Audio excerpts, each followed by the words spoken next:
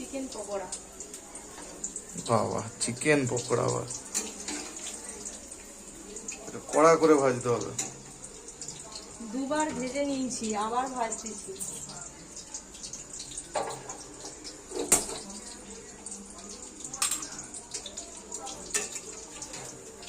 বড় বড় তো ভেতরে মাংসটা ঠিক হয়নি, দুবার ভাজার পরেও আবার ভাজতেছি।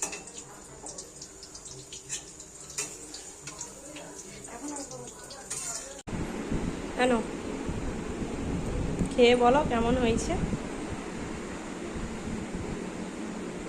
সন্ধেবেলার টিফিন, অফিস থেকে এসে সন্ধ্যের টিফিন চিকেন পকোড়া।